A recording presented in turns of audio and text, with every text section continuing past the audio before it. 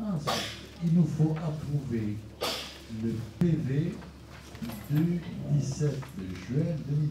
Est-ce que vous avez des remarques? Est-ce que je peux faire ça le fait? Oui, comme vous l'avez fait pour le conseil municipal d'Orange à notre demande, et nous vous en remercions, on souhaite qu'il y ait une ligne qui soit notée dans le relevé de nos décisions, simplement, pour pouvoir dire qu'on est contre ce type de compte rendu. Merci. D'avance. Ensuite, faire information au conseil. Alors, nous avons une information à faire au conseil sur les nouvelles mises à disposition de l'agent de la CCPRO auprès de la ville d'Orange. À compter du 1er avril 2019 jusqu'au 31 décembre 2019, un agent de catégorie B, rédacteur principal, deuxième classe, pour 30% de son temps de travail, avec pour mission directeur adjoint aux finances.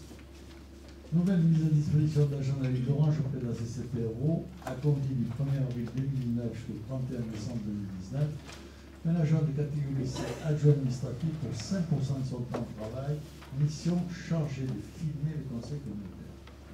À compter du 1er mai 2019 jusqu'au 31 décembre 2019, deux agents catégorie C, adjoint administratif pour 2,5% de leur temps de travail, avec pour mission chargée de la collecte du courrier de son acheminement. À compter du 1er janvier 2019 jusqu'au 31 décembre 2019, un agent de catégorie C, adjoint administratif, pour 50% de son temps de travail, mission assistant administratif, directeur de service de la CCPR. À compter du 1er octobre jusqu'au 31 décembre 2019, un agent catégorie B, rédacteur principal, pour 45% de son temps de travail, avec pour mission directrice adjointe aux finances. Et un agent catégorie B, rédacteur, pour 45% de son temps de travail, avec pour mission responsable de pôle comptabilité. Un agent catégorie C, adjoint administratif, pour 100% de son temps de travail, avec pour mission assistante de gestion administrative et financière. Ensuite, rapport de mise, je le fais, c'est ça, rapport de mise à disposition. On a tout fait les préliminaires. Alors, si les préliminaires sont faits, on passe au dossier numéro 1, qui a pour rapporteur Louis.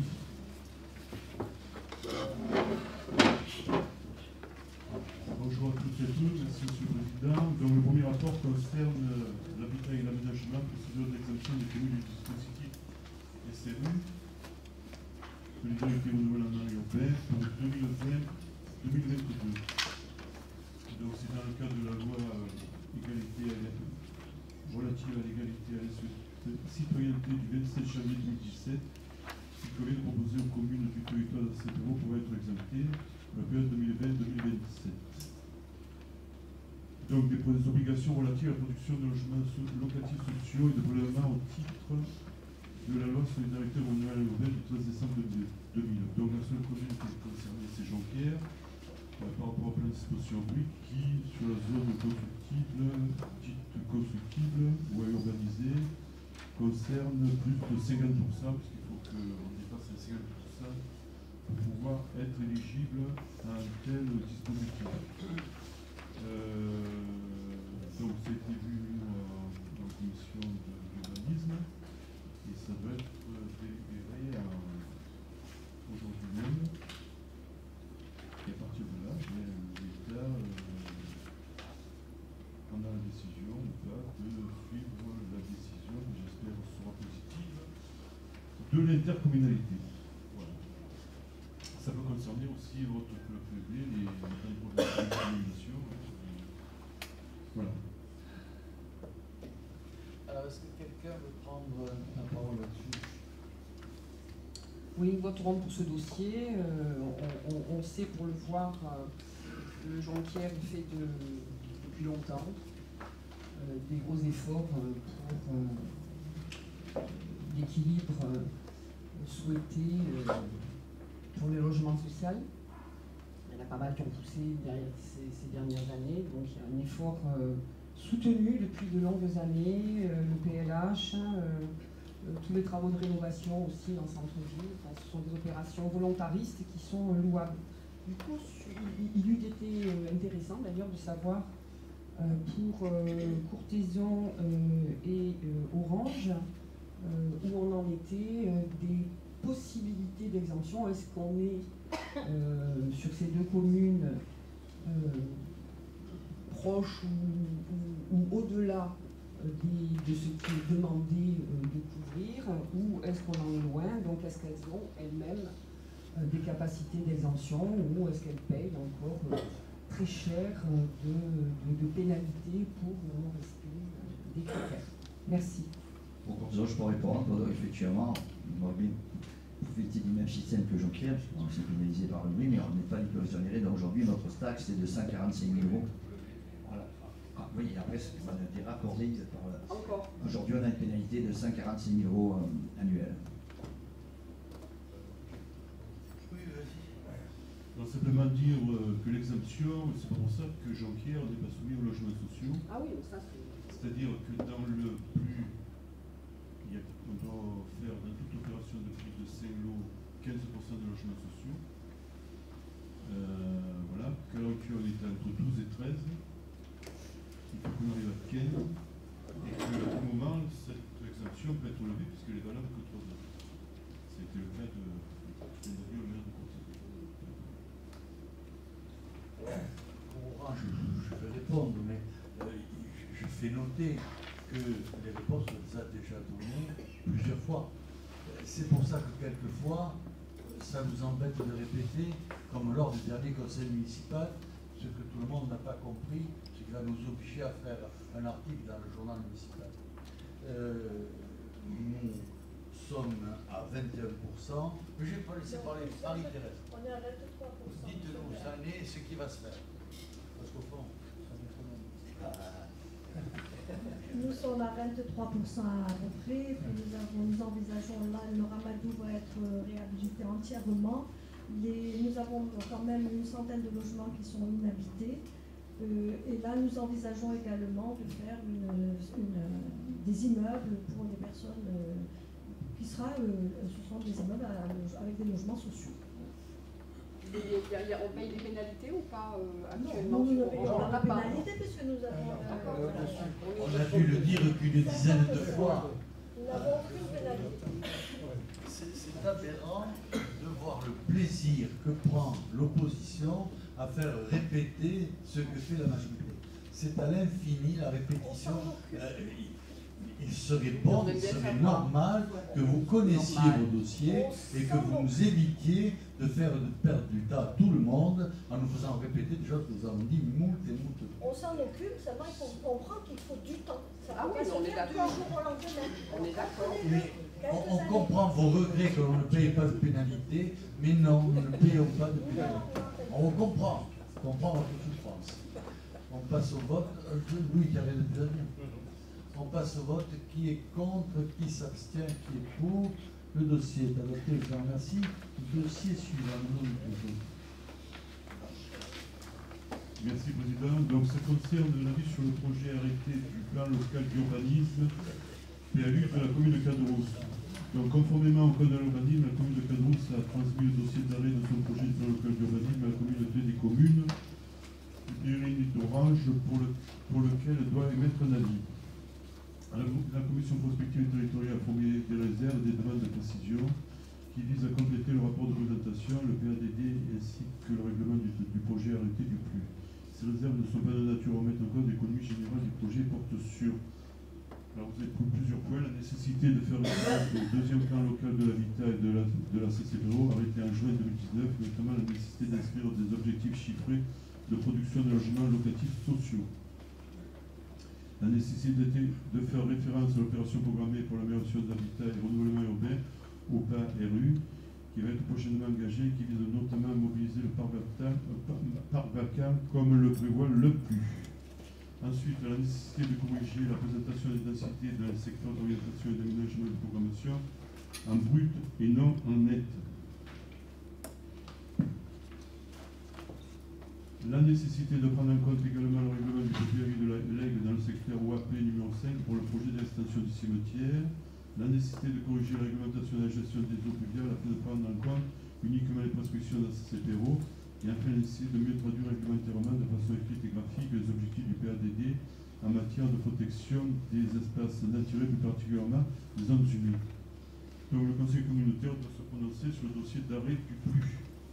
Donc c'est avant tout des observations techniques. C'est ce que j'allais dire. C'est un dossier purement technique. Il est traité techniquement.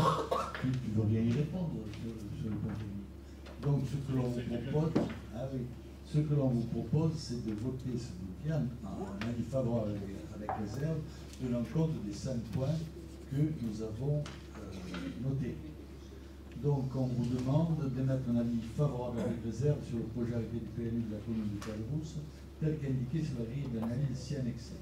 Autoriser le président à signer tout acte rapportant la présente délibération. Qui est contre? Qui s'abstient? Qui est pour? Le dossier est adopté. Je vous en remercie. Dossier suivant, Louis toujours. Merci. Donc, toujours dans le cadre de l'habitat et de l'aménagement, c'est le rapport d'activité 2018 de l'agence d'urbanisme Rouen, Avignon, Vaucluse, Oran. Donc, comme chaque année, à pareille époque, la communauté commune, qui est adhérente à l'agence d'urbanisme Rouen, Avignon, Vaucluse, dans le cadre de convention triennale. Donc, comme chaque année, le rapport d'activité 2018, transmis par l'oral et dont le secteur de Panac s'inscrit dans le cadre de la convention triennale 2007-2018.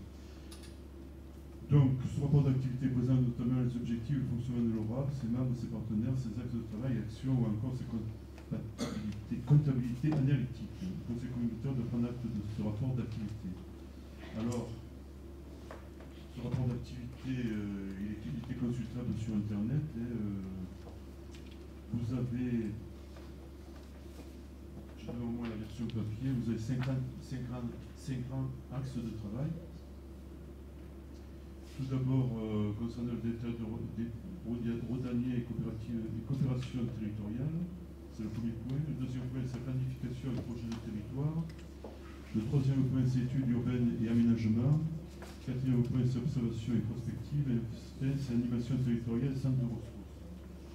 Alors, il y a des points qui sont plus importants que les autres. C'est entre autres le premier point où il y a quand même une relation, parce que l'ORAB, c'est quand même le bras armé du SCOT, du schéma de coopération intercommunale. Donc, il y a aussi la relation avec les interscots, en particulier celui de la COV, celui de Carpentras. Donc, planification et projet du territoire, parce que je vous disais, c'est tout ce qui concerne les SCOT, les relations avec les PLU des communes, parce qu'il faut qu'on soit en concordance SCOT et PLU. Les stratégies territoriales, politiques publiques et sectorielles. Donc ça concerne les politiques publiques et sectorielles, énergie, mobilité, environnement, commerce, services au public, les politiques contractuelles. Études urbaines et aménagement, ça concerne les projets urbains, rénovation urbaine, urbanisme durable, écoquartier. Observation et prospective, quatrième point, connaissance des territoires et des modes de vie, observatoire. À ce sujet, analyse thématique ponctuelle, suivi et évaluation des politiques publiques. Et pour le point 5, donc c'est animation territoriale et centre de ressources, événements, donc c'est des veilles sur les événements, bases de données, diffusion, valorisation, appui aux démarches TT partenaires. Donc il faut savoir que l'ORAB, si elle a été créée avant tout pour le SCOT du Grand Avignon, elle travaille avec d'autres SCOT où parfois elle est missionnée, je pense plutôt avec des communautés de communes ou des intercommunalités, donc je pense à Maison Ventoux. Je travaille aussi avec le SCOT de l'Arc Contaventoux, donc les prestataires au niveau de mission. Et bien sûr, la Comemar, voilà, ça c'est Bureau, les Sorts du Comtat, les Pays de Sorgement de Vaucluse, le Garo-Daniel. Et je travaille aussi pour les Pays d'Apt Lugueron, qui est une intercommunalité. Et elle a comme aussi, dans ses membres, elle a aussi, avec Avignon Université, la Chambre des métiers, donc les chambres consulaires, la CCI de Vaucluse ainsi que celle du Gard, et bien sûr la Chambre d'agriculture. Donc ça c'est les membres, et bien sûr elle a comme partenaire entre autres la région, l'établissement public foncier, le PFF, entre autres. Voilà. Voilà mesdames et messieurs ce que je peux vous dire sur ce dossier que nous avons chaque année à passer à délibération. une remarque d'ordre plus général que ça, aussi bien le SCOT que l'ORAP que d'autres structures sont des feuilles du millefeuille administratif français. Normalement non, mais en fait oui, parce que c'est devenu le droit de transmission de cette structure. Or, ce qu'il y a d'embêtant, c'est que les collectivités publiques que nous sommes et qui financent ces structures voient leur financement diminuer par le fait que l'État diminue ses abonnements, mais dans le même temps, ces structures, elles, continuent de vivre leur vie tranquille et de maintenir leur taux quand elles ne les augmentent pas. Or, il devrait y avoir une répercussion de nos baisses de revenus sur ces structures parce que sinon, littéralement, elles vont nous saigner. Donc, j'attire l'attention des élus. Je ne dis pas qu'il faut... mais il faut qu'on l'ait en tête parce que c'est la vérité. Est-ce que quelqu'un va intervenir sur ce dossier? Oui, alors, on est sur le général. Moi, je suis ravi de ce travail parce qu'effectivement, il y a énormément de travail produit par l'ORAB. Je m'y suis plongé et je dois reconnaître que la qualité du travail produit est admirable. Par contre, toutes les projections qui sont faites, toutes les propositions qui sont faites en matière d'avenir, d'équipement, d'investissement, ne tiennent pas compte du tout des contraintes qui nous arrivent dans le PIF, qui sont l'épuisement des ressources naturelles, et notamment en pétrole. Et que toutes ces belles projections, le jour où on n'a plus d'énergie, eh bien, tout ça c'est du papier. Effectivement, je vous rejoins, monsieur le maire, tout ça c'est du papier. Voilà. Oui, mais il est difficile de dire à la fois que le travail est formidable et de dire qu'en fin de compte, ce travail est complètement déconnecté des réalités. C'est un peu étrange comme analyse. Hein. J'avoue que je n'ai pas tout compris. Mais enfin, c'est pas grave, j'ai l'habitude de ne pas comprendre. Alors, deux choses. Sur le budget, l'observation de M. le Président était quand même entendue cette année sur le budget. L'an dernier. Nous avons diminué de 10% l'an dernier, mais c'était une fausse diminution parce que c'était sur des garanties d'emprunt qu'ils n'avaient pas eu à assumer. Donc c'était une économie sur de l'investissement d'un peu artificiel. Si l'on refait cette année, c'est parfait. Non, mais sur le budget de cette année, sur le budget de cette année, il y a eu la même chose, il y a eu le maintien. Alors le maintien ou la diminution? Il y a eu le maintien. Moi j'avais obtenu la diminution l'année d'avant. L'année d'avant, ouais. Je parle pour cette année. Oui, mais on reste. C'est-à-dire, et deuxièmement, pour revenir à ce que disait Gilles Larouillet, il faut savoir que c'est une réunion d'élus de divers horizons, contrôlée bien sûr toujours par les services de l'État, l'État omniprésent, et aussi on a respecté les réglementations nationales, les lois, diverses et variées, parce que l'urbanisme ne manque pas.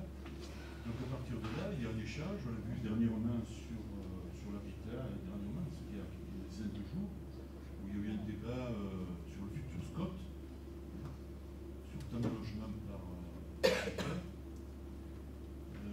voilà, sur la densité. Donc, moi je trouve que c'est un bon principe que les élus démocratiquement se réunissent de différentes horizons et puissent sur un territoire en termes de revenu important essayer de converger vers un projet où on doit intégrer la mobilité, je suis d'accord avec toi. Mais je pense que ça c'est la prochaine étape. Hein, je pense qu'on a été ces derniers mois, ces dernières années plutôt ancré sur l'habitat, le développement de l'habitat, en particulier le logement social, qui a fait débat, ça peut se comprendre. Mais il va falloir aller plus loin, à mon avis, dans le SCOT et donc avec le RAB. C'est tout ce qui est lié à la mobilité, entre autres. L'environnement. L'environnement, moi je vois prendre de plus en plus d'importance dans les décisions qui sont prises dans le cadre de l'ORAB et dans le cadre du SCOT. Bon, mais ça demande beaucoup de temps. Il y a une remise en question importante à réaliser. Mais on est, à mon avis, sur la bonne voie. Autrement, on a guère de marge de manœuvre, parce que lorsque le dernier mot, il faut savoir que quand on l'État, sur toutes les décisions qui sont prises, il faut qu'elles soient conformes à l'alimentation et aux lois de la République. Si j'ai bien compris, tout le monde est d'accord? Qui vote On contre? prend acte, Qui il n'y a pas s'abstient? de vote. Ah, il y a une abstention et le reste est pour. Dossier suivant. Oui, président. Donc c'est du GEMAPI. Je rajouterai un petit mot de ce que vient de dire M. Biscara en matière du SCOT. Effectivement, il y a vraiment maintenant une prise en compte aussi de la partie, ce qu'on appelle trame verte au niveau environnemental, trame bleue au niveau hydraulique. Et ça, c'est important. Ce n'était pas le cas il y a encore quelques années dans le SCOT qui est toujours en vigueur et qui est en révision actuellement. Il y a une prise de conscience des élus, ce qui n'était largement pas le cas avant.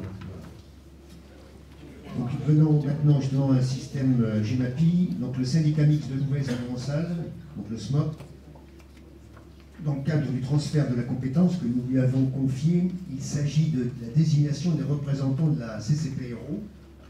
Donc suite à ce changement statutaire qui a été approuvé le 24 juillet 2019 par la préfecture, cette modification donc entraîne pour ces statuts un nombre de délégués supérieur.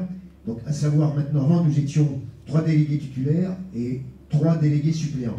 Aujourd'hui, dans le cadre des nouveaux statuts, nous sommes 6 délégués titulaires et seulement 2 suppléants. Voilà. Donc, il s'agit de procéder à un vote, selon la réglementation. Donc, je vais donc, bien sûr, lire les noms. Cette augmentation du nombre d'appointants nécessite donc une nouvelle désignation de ces derniers, pour que la CPRO puisse se mettre en conformité avec les nouveaux statuts du SMOP. Cette désignation doit avoir lieu à bulletin secret. Il est par ailleurs précisé pour l'élection des délégués des EPCI dotés d'une fiscalité propre au comité syndical mixte. Le choix de l'organe délibérant peut porter sur l'un de ses membres ou sur tout conseiller municipal d'une commune membre. Donc en l'occurrence Jean-Pierre et quelques-uns. Dans la mesure où les dispositions du CGCT, comme celles du Code électoral, ne prévoient aucune modalité ni condition particulière de désignation dans ce cas de figure, il est proposé de redésigner donc l'ensemble des délégués précédemment, à savoir M. Biscara, M. Fenouil et M. Marteau. Rajouter, bien sûr, ceux qui étaient avant suppléants, en particulier M. Chrétien, M. Giral, et M. Maillot vont passer sur bilan des titulaires. Et M. Maillot, ne pouvant pas assurer la charge, s'est fait remplacer par M. Béliard Marcel. Voilà. Donc il y aura 2 délégués, c'est M. Chrétien Michel et Mme Lemaire Marité. Donc là maintenant, pour passer à la procédure de vote, il faudrait que 2 assesseurs puissent venir à hauteur de l'urne, volontaires, s'il y en a. Dangereux, non? Voilà. Il y a voilà. Parité oblige. Tu viens, Jean-Pierre, ou pas? Allez. Voilà.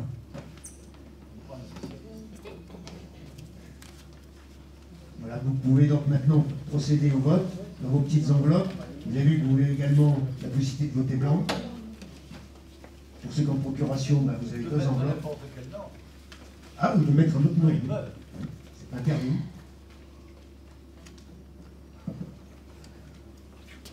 Est-ce qu'on peut commenter un petit peu, pendant que ça vote, est-ce qu'on peut commenter un petit peu ce que vous avez présenté, monsieur Président. Donc non, c'est pour rapprocher un petit peu les différents dossiers. Et ce que vous dites sur la prise de conscience, enfin, des élus sur toutes les problématiques environnementales. Donc ça me permet de rebondir sur ce que disait notre président tout à l'heure, notre président de séance tout à l'heure. Je dirais que les vertus de la répétition sont ici démontrées. Dans les années 60, il y a eu les premières alertes sur le réchauffement climatique. Il a fallu attendre les années 2020 pour commencer à se réveiller. On n'est pas encore au bout. Et pendant 60 ans, les choses ont été répétées maintes et maintes fois. Et je dirais même qu'ici, en tous les cas au conseil municipal orangeois, qui est un peu copier-coller ici, nous n'avons eu de cesse de répéter les enjeux qu'il fallait prendre en compte. Donc oui, la répétition a des vertus. Quant à nous, élus d'opposition, nous n'avons aucun service à notre disposition pour pouvoir travailler. Et je trouve que les dossiers, on les connaît pas mal. Et on les connaît si bien que ça vous ennuie de nous donner des informations. Alors, je ne parle pas à M. Marco en particulier, je parle à la majorité qui est représentée notamment par le président aujourd'hui. Il faut avoir des informations, c'est-à-dire qu'il faut vous tirer les verres du nez pour pouvoir avoir des informations. Et ça, c'est dommageable. Parce que, effectivement, si vous aviez, si vous étiez fier de tout le travail que vous réalisez, ben on le partagerait. Alors, on peut être d'accord, pas d'accord. On n'est pas d'accord, sinon on serait ensemble. Mais vous dites qu'on n'est pas d'accord, mais on n'a pas besoin d'être insulté pour cela. Vous-même, Monsieur le Président, et maître des séances de conseil municipal et de conseil communautaire, pendant que des gens comme nous devrions être au travail, ça commence déjà à être des empêchements de travailler correctement. Alors, ce qui est triste, ce qui est désolant, c'est que la loi prévoit que le président est maître de l'ordre du jour. Et l'ordre du jour, ce sont les questions que l'on vous soumet. Et que, comme certains de l'opposition se plaignent pour le président de séance, eh bien, elles font l'ordre du jour en parlant d'autre chose que ce qui est à l'ordre du jour, et d'ailleurs en demandant en général des choses que nous avons déjà vues, comme je l'évoquais tout à l'heure. C'est insupportable. Ça ne se fait pas. Si l'on veut évoquer des choses, il faut que ce soit en général des choses nouvelles, et s'il y a des choses nouvelles à évoquer, eh ben, on le demande. Hein, on ne l'impose pas à l'Assemblée, qu'il y a d'autres chats à fouetter que d'écouter les rêveries solitaires d'une élue qui, quand elle se présente à l'élection, prend des places, n'est pas possible. Donc, il faut s'arrêter un petit peu. La démocratie, c'est le respect des règles. Les règles, elle est que l'ordre du jour est l'ordre du jour, et que quand on parle hors de l'ordre du jour, eh bien, on est hors sujet. Alors, souvent, par charité, on répond, mais alors à ce moment-là, ça n'en finit plus. Ça n'en finit plus, ça se met à discutailler, comme à une réunion des verts, des rouges-verts. Et il est bien évident que le conseil municipal et le conseil communautaire, ce n'est pas une réunion des rouges-verts, c'est une réunion d'élus qui viennent parler des problèmes précis de la collectivité susvisée. Et normalement, effectivement, comme on ne peut pas vous empêcher de radoter, on vous laisse faire. Mais on n'est pas obligé de répondre à des choses qui ne sont pas prévues pour être à l'ordre du jour. Et que d'ailleurs, d'une manière systématique, on a déjà évoqué plusieurs fois. Donc, il faut arrêter de parler simplement pour la presse, qui d'ailleurs remettra fidèlement vos propos en ignorant les propos de la majorité, mais ça, comprenez, ça ne sert à rien, ça, parce que les électeurs, ils s'en foutent complètement de vos rêveries solitaires.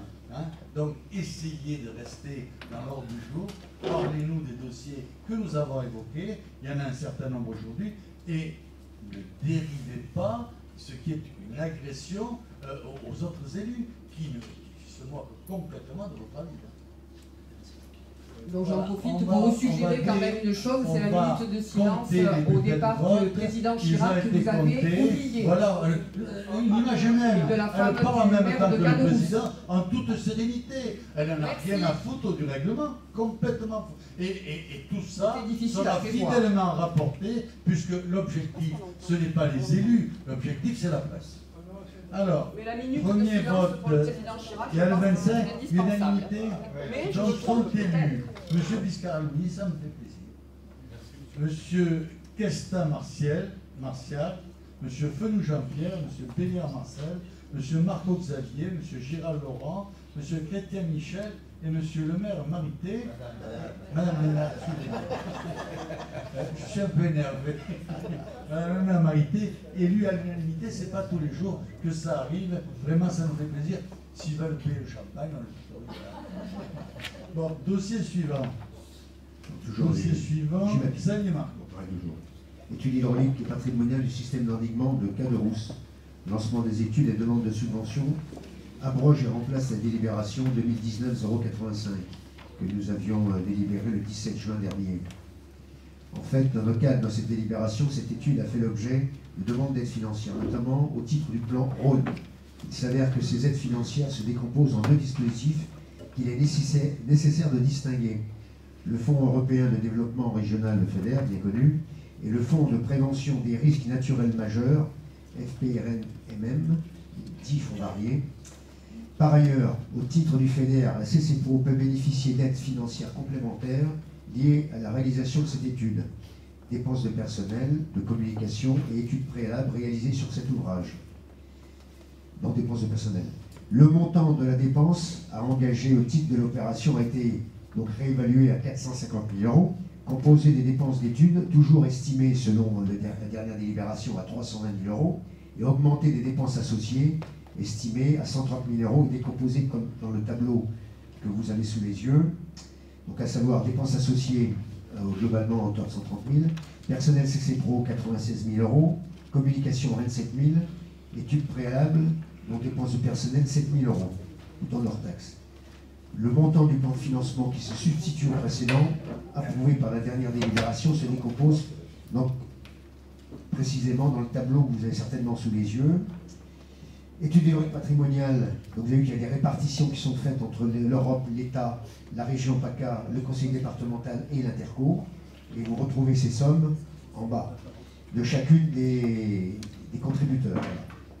Les dépenses distinguées selon leur nature a donné lieu à des plans de financement distincts quand est fourni en annexe. Il convient donc que le conseil communautaire délibère. Monsieur le Président. Y a-t-il des questions? Oui. Pour vous faire plaisir.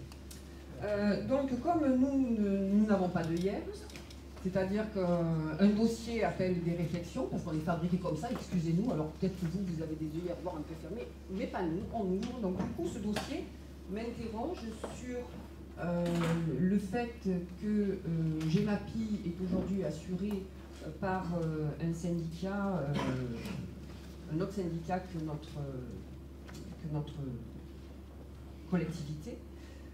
Comment ça se passe en termes de financement, en fait? Est-ce que...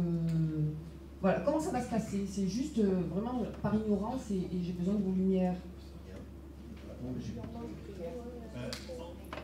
On l'a déjà dit des tas de fois, Non, pas mais on peut le redire, pourquoi pas.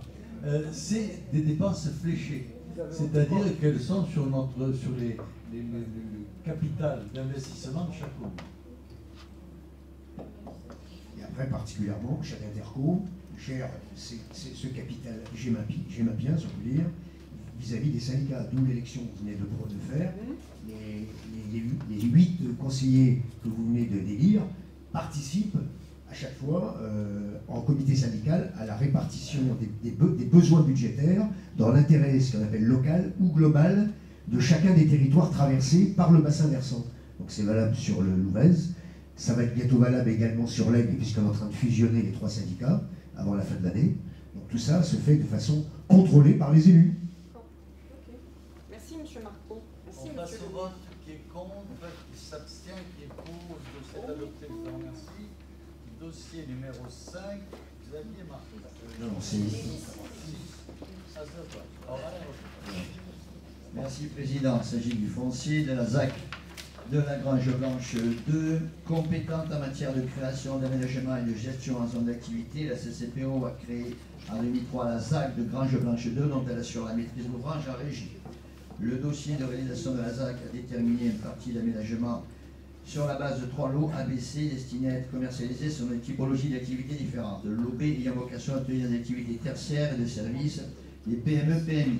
Alors que certaines parcelles du lot B ont déjà été vendues, la commission économique du 29 août dernier a émis un avis favorable sur le projet présenté par la société Labourier Construction, spécialisée dans le gros œuvre et la maçonnerie, représentée par M. Alexandre Lefebvre.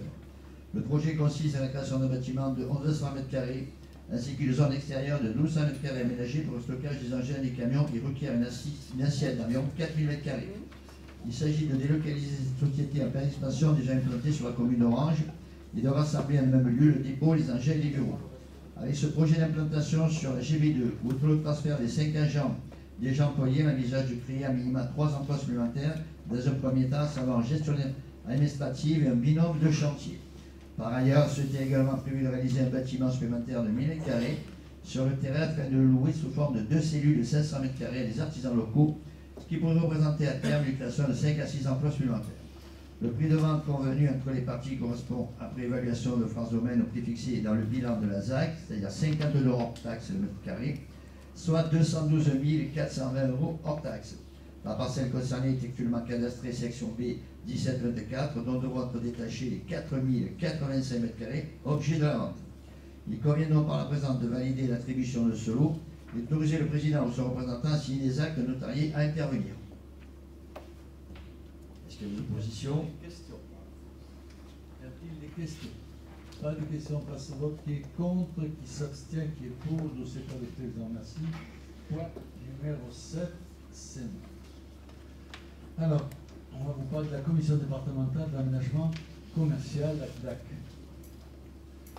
En vertu des dispositions de l'article L751-2 du Code du commerce, le président de l'EPCI à fiscalité propre, dont il est membre, à la commune d'implantation d'un projet d'aménagement soumis à l'avis de la commission départementale d'aménagement commercial, est membre de droit de cette commission.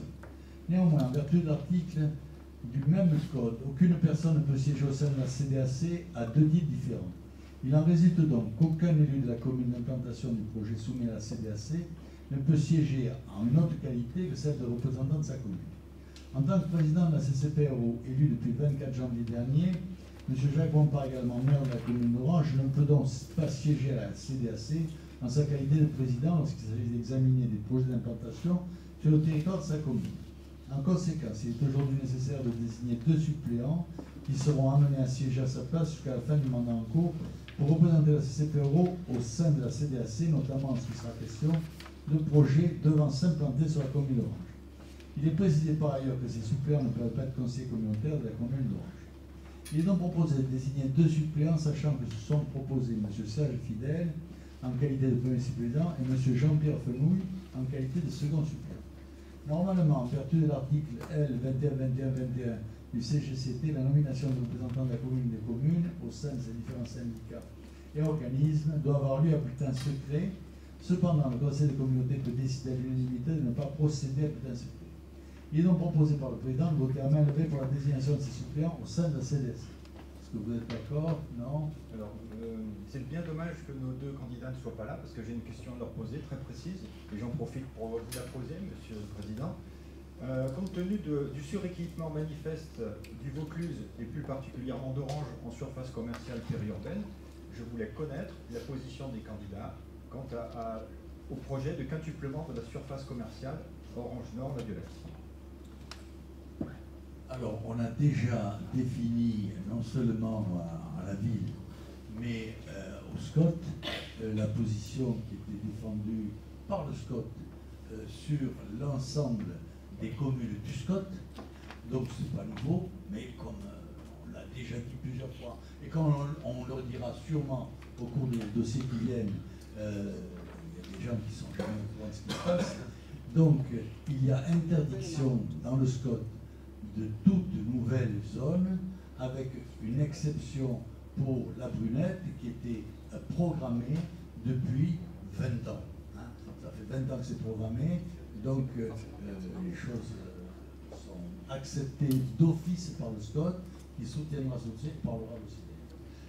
Le quadruplement, je ne sais pas si le quadruplement, ce que par contre je peux vous dire, c'est que le commerce au niveau national est en souffrance. Il est en souffrance pour plusieurs raisons, entre autres par le jeu d'Internet. Il y a une conversion de la clientèle sur Internet qui est considérable et qui impacte non seulement les centres-villes, mais qui impacte également les grandes surfaces. Et nombre de grandes surfaces aujourd'hui ferment leur grande surface pour venir s'implanter en ville. Donc nous sommes dans une situation très troublée et ce n'est pas nous qui sommes les acteurs de l'économie. Nous, on essaye de mettre de l'huile dans les rouages et de faciliter le développement commercial sur la commune et sur l'interco. Et je crois que là, il y a une unanimité de tous les vice-présidents du bureau, et même, pas unanimité peut-être parce qu'il y en a qui ne sont jamais d'accord, mais une très très large majorité au sein de la CCPRO. Voilà. On passe au vote. Qui est contre, qui s'abstient, qui est pour. Une petite question, s'il vous plaît. Simplement par rapport à cette commission, un élu de Châteauneuf-du-Pape, non, pardon, un élu de Caderousse, un élu de Courthézon, je trouve ça très bien. Ce que j'aimerais savoir, c'est si effectivement ces élus, est-ce qu'ils font partie de la commission de développement économique de la CCPO? Je ne m'en souviens pas. Et est-ce que les dossiers, s'il y a un projet qui est soumis à la commission, est-ce qu'on pourra en parler au préalable au sein de la commission de développement économique? Parce que tout ce qui se passe sur la ville d'Orange, d'un point de vue commercial, impacte de fait nos petits commerces de proximité. Alors, je crois qu'ils font partie effectivement de la commission. En commission, tout peut être abordé, bien sûr, hein, parce qu'en commission de travail, tandis qu'en assemblée plénière, on parle pour la presse. Donc, ce n'est pas le même objectif, ce n'est pas le même but. En commission de travail, donc, tous les sujets peuvent être abordés en commission, il n'y a aucun problème. On passe au vote. Qui est contre, qui s'abstient, qui est pour, le dossier est adopté. Je vous remercie. Dossier numéro. Merci, Président. Économie, association, initiative Terre de Vaucluse. Depuis plusieurs années, la CCPO adhère à l'association Initiative Terre de Vaucluse, anciennement Grain. La première convention d'objectif a été signée avec cette dernière en 2015. La mission principale de cette association qui œuvre en faveur du développement économique consiste à aider les créateurs et repreneurs d'entreprises à accorder un prêt sans intérêt et sans garantie et en assurant l'accompagnement et la création ou la reprise jusqu'à la réussite économique de leur projet. Ainsi, les comités techniques et d'agrément auxquels participent élus et techniciens des collectivités publiques encadrent les procédures mises en place pour une parfaite transparence. Ainsi, depuis 2015, une convention d'objectif renouvelable annuellement est signée chaque année à l'association. Or, depuis 2018, la participation versée à cette dernière a été diminuée. Compte tenu de l'accompagnement que l'association apporte à la CCPO depuis cette année, dans le cadre de la politique de développement commercial et des nouvelles missions qui vont être confiées à l'association à ce titre, opération cible, accompagnement dans la remise sur le marché des biens communaux à vocation commerciale. Il est proposé d'octroyer à cette association une participation supplémentaire de 8 000 €, portant le montant total versé en 2019 à 18 000 €, montant identique à celui versé en 2018. Voilà. J'explique, hein, on avait à un moment, on avait d'ailleurs supprimé beaucoup de subventions aux associations, on en avait réduit. Pour cela, on avait quand même prouvé son efficacité, on avait conservé la participation, même réduisant. Comme c'est expliqué ici, on a une vocation aujourd'hui, Laurie Maison qui est derrière moi, donc participe avec ses compétences donc à revitaliser le commerce dans les villes. On a recensé tous les commerces qui étaient arrêtés, etc., à Orange et dans nos communes. Et donc, on sert de lien, d'ailleurs ça figure dans le dernier bulletin qui est sorti, qui est très bien d'ailleurs, hein, donc, voilà. Et donc du coup on a considéré que leur rôle était important, ça a été traité en commission des finances, et donc on réactualiserait la subvention qui serait de 18 000. Voilà, je peux mettre en. Oui, allez-y. Oui, merci. Simplement par rapport au grain, est-ce qu'on a des chiffres? Combien d'entreprises, combien de créateurs d'entreprises sur le territoire annuellement? Je ne te demande pas maintenant, hein, là, mais ce serait intéressant. Ouais, on nous les fournit chaque fois, on participe aux assemblées générales, ils nous les donnent. On pourra les avoir. Alors, on peut vous dire par exemple que sur la commune d'Orange, on rénove 3 ou 4 magasins qui sont a priori, avant même que les travaux soient finis, déjà loués. Mais c'est vrai qu'on trouve que les loyers des magasins sont trop élevés, donc on va faire baisser les loyers des magasins que l'Interco met à disposition des commerçants pour essayer de tirer ces loyers à la baisse, parce que c'est vrai que quand on vivait dans les 30 glorieuses, les loyers pouvaient être élevés parce qu'il y avait de l'argent, les gens travaillaient. Aujourd'hui, les gens ne travaillent plus, il n'y a plus d'argent. Et donc, les loyers sont des facteurs aggravants de la ruine des commerçants. On passe au vote. Est-ce que je peux intervenir? Qui est contre? 2 secondes. Oui, il y a des gens qui travaillent mais qui sont obligés de venir passer du temps ici parce que les heures des assemblées ne sont pas terribles.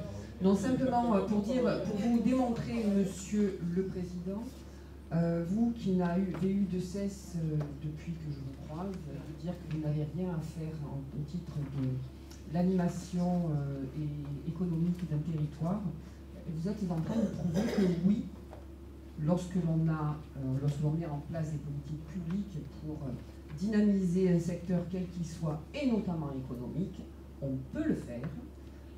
Donc vous rénovez des commerces en centre-ville, c'est très bien. Vous soutenez une association dont c'est le job de venir appuyer les collectivités pour faire ce travail-là, c'est très bien. C'est dommage de les avoir punis à un moment donné en leur réduisant leurs subventions, qu'ils agissent. Alors s'ils n'agissaient pas assez sur le territoire orangeois, c'est parce qu'ils n'étaient pas suffisamment sollicités. Peut-être, c'est une question. Voilà, en tous les cas, oui, ça sert à quelque chose. Oui, quand on est sur le terrain, on agit efficacement et intelligemment, et c'est bien d'aller chercher des gens dans ce métier. Et je vous en remercie pour Orange et pour toute sa périphérie.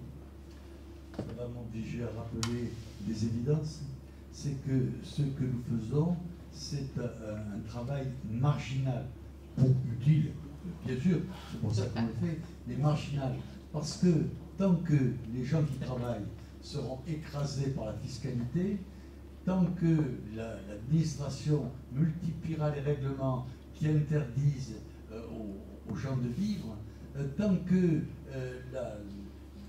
l'application des lois ne sera pas la même pour tous, l'application des lois et des règlements ne sera pas la même pour tous, comme nous sommes interpellés par des entreprises qui nous disent mais comment ça se fait que nous sommes constamment contrôlés, que d'autres ne sont pas, tant que ces dysfonctionnements dramatiques ne seront pas réglés, ce que nous ferons aura un pouvoir marginal. Et ce qui fait qu'il y a des entreprises qui s'installent, qui cherchent à s'installer à Orange, et Dieu merci, il y en a, et il y en a qui sont brillantes. C'est parce que nous avons apporté à Orange les bases qui permettent le développement économique. Nous avons fait une ville sûre, nous avons fait une ville propre, nous avons fait une ville belle et une ville qui a une qualité de vie qu'on ne trouve pas ailleurs dans le Vaucluse. Et c'est parce que l'on a fait tout cela que les commerces essaient de s'installer malgré la conjoncture nationale extrêmement défavorable. On passe au vote. Ça concerne aussi cette question, mais la question précédente. Là où je voudrais insister, c'est que le SCOT nous a proposé un moratoire pour bloquer dans toute extension de zone commerciale. C'est la première fois en France. C'est la première en France. Et c'est en train de faire des émules.